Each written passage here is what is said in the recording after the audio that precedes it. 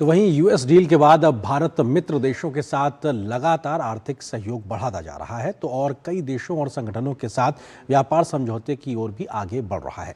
इसी सिलसिले में भारत ने खाड़ी के 6 देशों के समूह गल्फ कोऑपरेशन काउंसिल यानी जीसीसी के साथ भारत ने मुक्त व्यापार समझौते पर बातचीत शुरू करने के लिए आवश्यक शर्तों पर आज हस्ताक्षर किए हैं।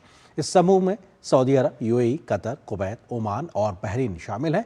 हाल के दिनों में ईयू और अमेरिका के साथ व्यापार समझौते के बाद जीसीसी के साथ व्यापार समझौते की शुरुआत भारत की ऊर्जा जरूरतों को पूरा करेगा, तो भारतीय उत्पादों के लिए एक बड़ा बाजार भी लेकर आएगा। यूरोपियन यूनियन और अमेरिका के बाद भारत ने खाड़ी देशों के समूह के साथ मुक्त व्यापार समझौते पर बातचीत शुरू करने का फैसला लिया है।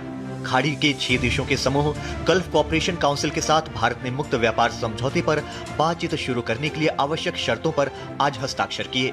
खाड़ी देश के समूह में सऊदी अरब, यूएई, कतर, कुवैत, ओमान और बहरीन शामिल हैं। वाणिज्य मंत्री पीयूष गोयल ने कहा कि समझौते से भारत की ऊर्जा सुरक्षा और खाद्य सुरक्षा को विविधता मिलेगी। Agreement with the GCC group of 6 countries will further strengthen our relations, encourage the food security and energy security of both the GCC nations and India. गौरतलब है कि भारत ने 2022 में पहले ही यूएई के साथ मुक्त व्यापार समझौता कर चुका है।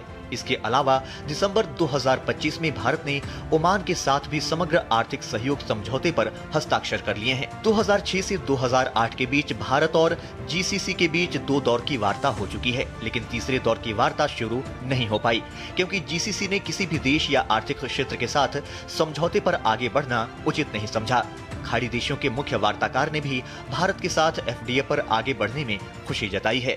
I'm glad to be here today to sign the term of reference to start the free trade agreement between the GCC and India.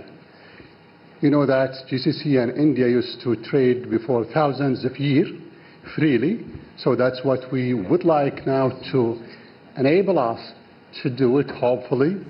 Bharat खाड़ी देशों से तेल और प्राकृतिक गैसों का आयात करता है और इन देशों को James and jewellery, electrical machinery, iron, steel और केमिकल का एक्सपोर्ट करता है। साल 2024-25 में जीसीसी देशों के लिए भारत का एक्सपोर्ट 1% से बढ़कर 57 अरब डॉलर रहा, जबकि आयात में 15% ज्यादा बढ़ोतरी हुई और ये 121 बिलियन डॉलर रहा। अप्रवासी भारतीयों की संख्या के लिहाज से भी खाड़ी देश काफी अहम है। करीब 1 करोड़ एनआरआई इन खाड़ी देशों में ही रहते हैं और भारत को बड़ी मात्रा में विदेशी मुद्रा भेजते हैं। यूएई भारत का तीसरा सबसे बड़ा ट्रेडिंग पार्टनर है, जबकि सऊदी अरब 5वें नंबर पर आता है।